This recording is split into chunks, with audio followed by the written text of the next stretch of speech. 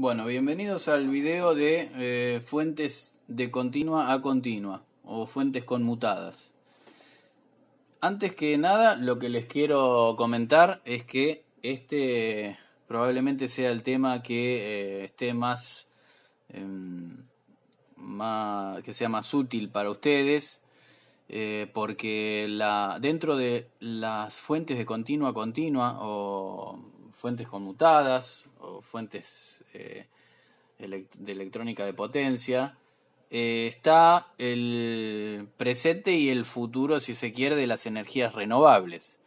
Ustedes saben que, o sabrán, se van a enterar que todos los convertidores electrónicos conmutados son la interfaz necesaria para las tecnologías de fuentes renovables, tanto sea solar o eólica y cualquier otro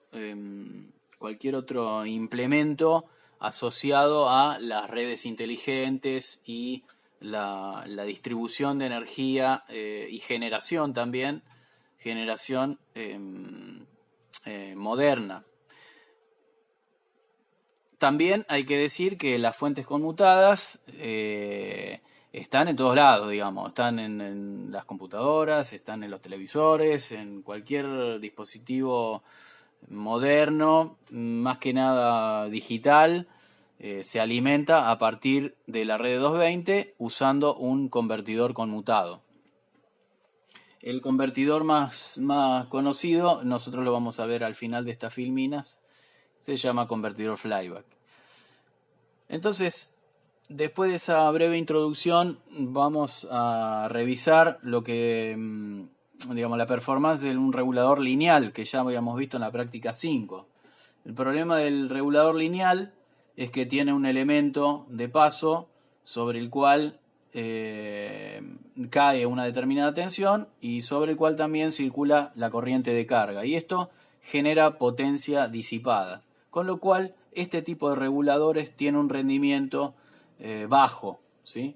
Ese rendimiento bajo se traduce en calentamiento, se traduce en disipadores de gran tamaño, cosa que en las aplicaciones actuales, más que nada de miniaturización, si se quiere, es nada deseable. Entonces, siguiendo con el resumen, esto es un breve resumen, nosotros vamos a ver 3 tipos de convertidores básicos. Esto ustedes lo van a profundizar si es que les interesa en la materia electrónica industrial. Me olvidé de comentarles que además de ser los convertidores, formar parte de el futuro de la conversión de energía, también es el corazón de los variadores de velocidad que existen hoy en día en la industria, han invadido la industria. Con lo cual conocer este tipo de tecnología es prácticamente, es fundamental, digamos, para poder entender cómo funcionan estas cosas. Entonces, vamos a ver cuáles son las topologías básicas, cómo analizarlas, que son el convertidor reductor o buck, elevador o boost, y el reductor elevador, ¿sí? o buck boost en la literatura. Vamos a ver una noción de cómo se puede controlar este tipo de convertidores. Estos convertidores se controla a partir de una técnica que se llama modulación de ancho de pulso, o PWM.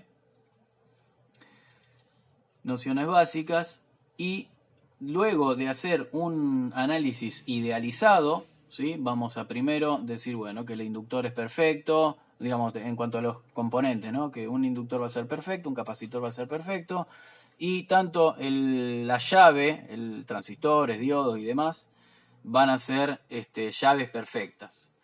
Vamos a ver cómo los componentes parásitos degradan la performance que nosotros vamos a analizar en el principio. Bueno, como les dije, como final vamos a ver la topología flyback, que es una topología aislada para hacer fuentes a partir de la red de 220, y bueno, sacaremos algunas conclusiones. Dando inicio entonces al tema, lo primero que les voy a pasar son las bibliografías o la bibliografía. El libro más recomendable para ustedes para este tema es Electrónica de Potencia de Daniel Hart y el otro es Control de Potencia de Rashid. Yo les voy a pasar una copia de el capítulo 6. Yo tengo una copia en inglés, así que el que el que no pueda leer en inglés, coméntemelo y vemos si lo podemos buscar en internet. O si no, busquen ustedes, digamos. Pero sería bueno que nos aseguremos que todo el mundo puede acceder a la bibliografía. Si no, yo les puedo hacer una serie de copias o de fotos de este libro, que es el otro. Pero bueno, no sé cómo se van a ver porque es una fotocopia medio vieja. Bueno, entonces yendo al tema, el objetivo de un convertidor continuo-continua es convertir una tensión continua en un valor en otro valor, digamos. Por ejemplo, estoy en el auto, dispongo de 12 volt y quiero cargar un celular, tengo que llevar esos 12 volt a 3,7 volt.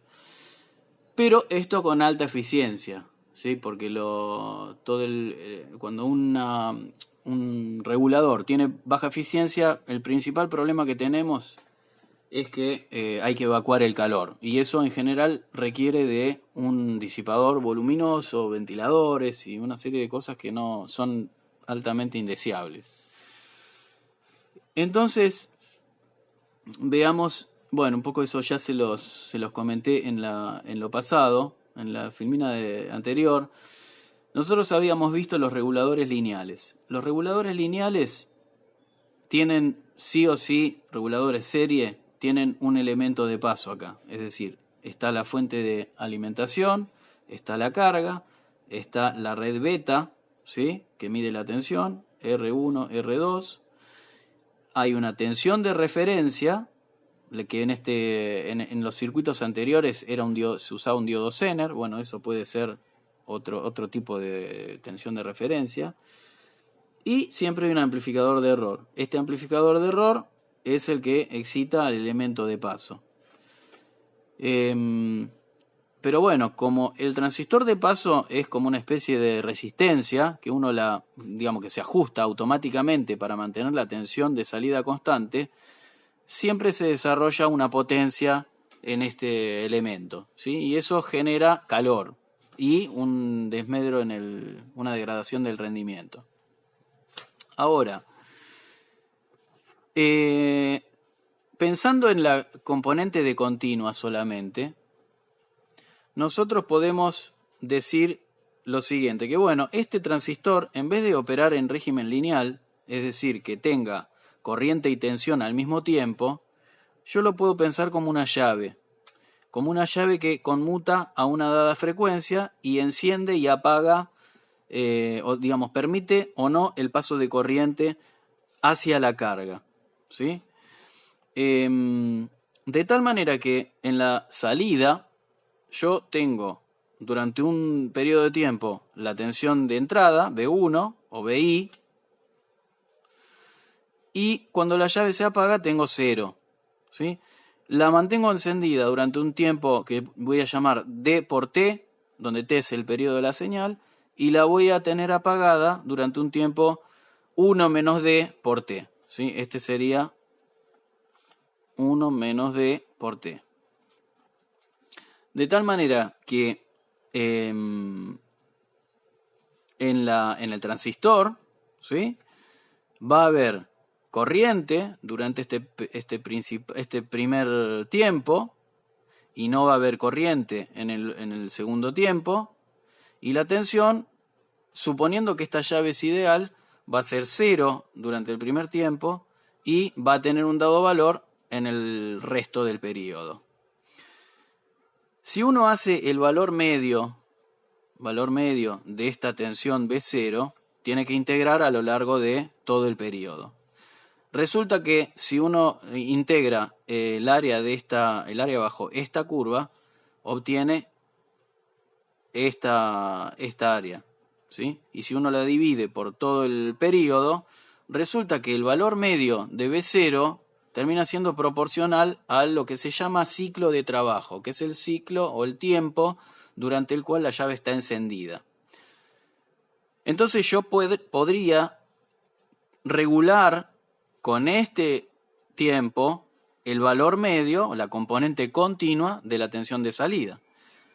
¿Con qué ventaja? Con la ventaja de que el elemento de paso nunca desarrolla potencia. ¿Por qué? Porque cuando hay corriente no hay tensión y cuando hay tensión no hay corriente. Ahora bien, tenemos dos problemas fundamentales, que son, una, los armónicos, es decir, que esta forma de onda, si bien tiene componente continua y la puedo estar regulando, tiene muchos armónicos. Y por otro lado, el otro problema que tenemos es que la tensión se hace cero durante este tiempo. Entonces, cualquier circuito que yo alimente acá, se me va a quedar sin tensión.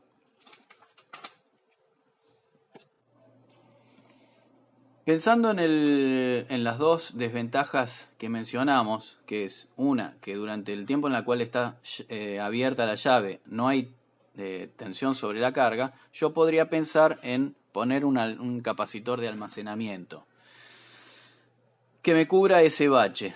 Y por otro lado, para salvar o para absorber los armónicos, yo podría pensar en una inductancia cuya reactancia a la frecuencia de la fundamental de los armónicos sea muy grande, de tal manera que no, dado que esto es una fuente de tensión equivalente y esta fuente de tensión está conmutada en este lado de la llave, podría pensar en que esta inductancia absorba las tensiones armónicas. Si yo pienso en esto y como llave pongo un transistor que funcione a corte y saturación, el problema que tengo es que tengo que poner un diodo, ¿sí? ¿Por qué? Porque si yo no pongo un diodo en esta posición, cuando yo pongo un transistor entre estos dos bornes y hago que el transistor se abra, si esta inductancia tiene circulando una corriente, esa inductancia va a cambiar su tensión de forma instantánea para procurar de que esa corriente siga circulando. Entonces, esa tensión, para que la corriente circule en este sentido, va a tener esta polaridad, va a funcionar como fuente de energía, la inductancia, y a través de este lazo va a producir que entre este punto y este punto se produzca un pico de tensión, lo cual haría destruir al transistor. En consecuencia, yo, si acá pongo un transistor, acá tengo que poner un diodo. ¿Para qué? Para que cuando yo abra este transistor, la polaridad de la inductancia polarice este diodo para que esta corriente siga circulando sin problemas, ¿sí? Fíjense que cuando el transistor está conectado, es decir, está saturado, casi tengo un cortocircuito entre este punto, y este diodo queda en inversa, porque acá tengo una tensión positiva con respecto a la tensión en el ánodo. Entonces este diodo queda abierto cuando la llave está activada, y cuando la llave se desactiva, es el inductor el que polariza este diodo y hace circular su corriente en forma de rueda libre, ¿sí? De hecho, este diodo a veces se lo conoce como diodo de rueda libre. Esta topología, bueno, acá es lo que les comentaba. Cuando pongo en conducción la llave, este diodo no existe, y cuando apago la llave, este diodo idealmente, si tiene una V-gamma muy chiquitita, es como un cortocircuito. Acá vamos a hacer un análisis con componentes ideales. Después vamos a ver cuáles son las consecuencias de esto. Pero entonces tengo como topología resultante la topología reductora o BUC. Ahora bien, ¿cómo es el análisis? ¿Cómo yo puedo hacer el análisis en estado permanente y conducción continua para la inductancia? ¿Qué se refiere con conducción continua? Que la corriente sobre la inductancia nunca se hace cero, o lo que es lo mismo, que la inductancia no se descarga completamente. Y estado permanente significa que entre el final del ciclo y el inicio del ciclo, ninguno de estos dos componentes, que son almacenadores de energía, incrementa o decrementa su valor inicial de corriente. Es decir, que en el inicio y en el final, este inductor termina teniendo la misma energía y este capacitor termina teniendo la misma energía. Lo cual, en definitiva, significa que la corriente al final del ciclo va a ser igual a la corriente al principio y la tensión en el final del ciclo va a ser igual a la tensión en el principio. Concretamente, esto se puede traducir en 3 condiciones. Bueno, estado permanente. La corriente en el inductor al final del ciclo tiene que ser igual a la corriente al principio del ciclo. L no se carga. Conducción continua. Bueno, la corriente en el inductor es mayor que 0 para cualquier tiempo. Y la tercera condición es que este capacitor es suficientemente grande como para poder considerar que la tensión de salida es casi constante, ¿sí? Lo que significa esto es que si yo tengo la tensión en el capacitor, esta tensión va a tener un valor de continua y el ripple, ¿sí? Que va a tener otra forma, digamos, no importa. Ahora vamos a ver los detalles. Lo que significa esta tercera condición es que el ripple pico a pico es mucho menor que el valor de continua, ¿sí? Este sería el valor de continua. Bien, entonces, el objetivo que nosotros tenemos es ver qué tensión continua aparece en bornes de la carga y cuánto vale.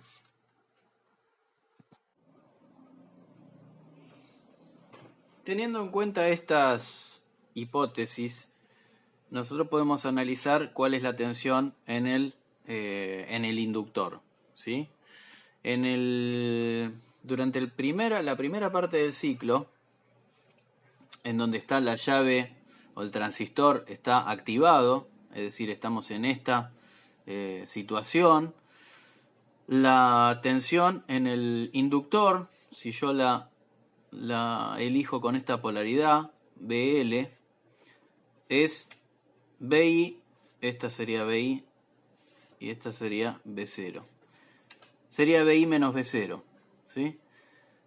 Como la tercera hipótesis a mí me permite decir que esta tensión es casi constante, yo puedo entre t igual a 0, entre t igual a 0 y t igual a d por t, puedo decir que la tensión sobre la inductancia es constante y vale BI menos B0.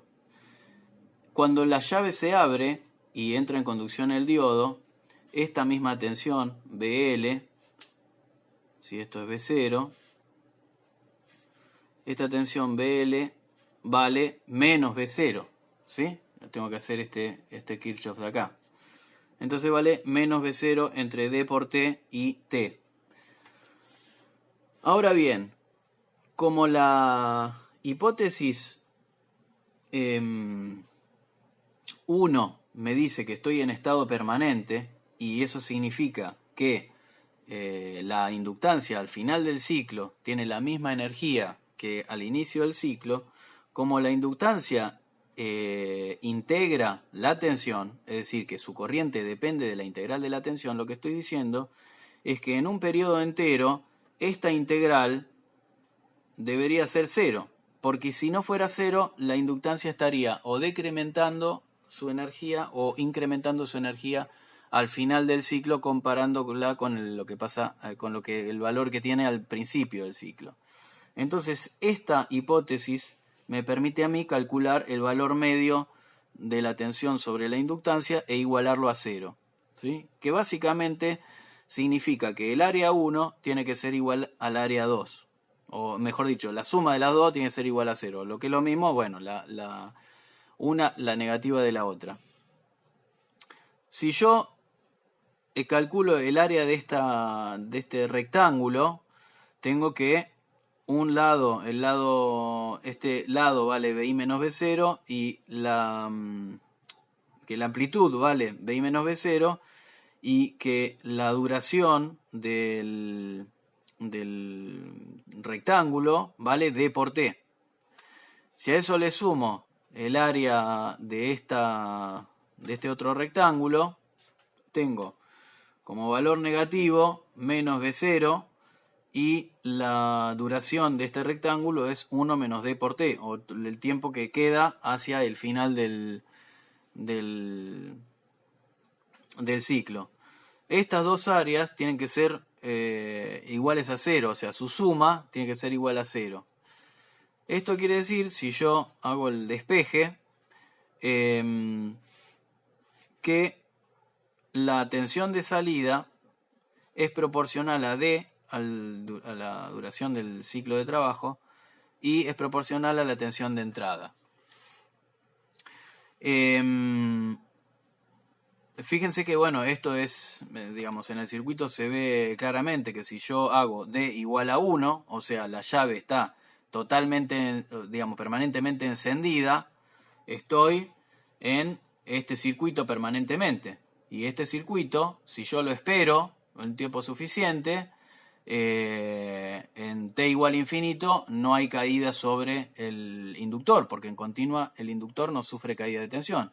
Entonces la tensión de entrada quedaría aplicada directamente a la salida. Y por otro lado, si yo apago el interruptor, estoy en esta situación. Si yo a este circuito lo dejo suficiente tiempo, este capacitor se termina descargando completamente y como tensión de salida tengo 0. ¿Sí? O sea que para D igual a 0, yo tengo tensión de salida 0. Y este resultado es equivalente al resultado que nosotros obtuvimos con el circuito sin L y sin C, es decir, al circuito básico.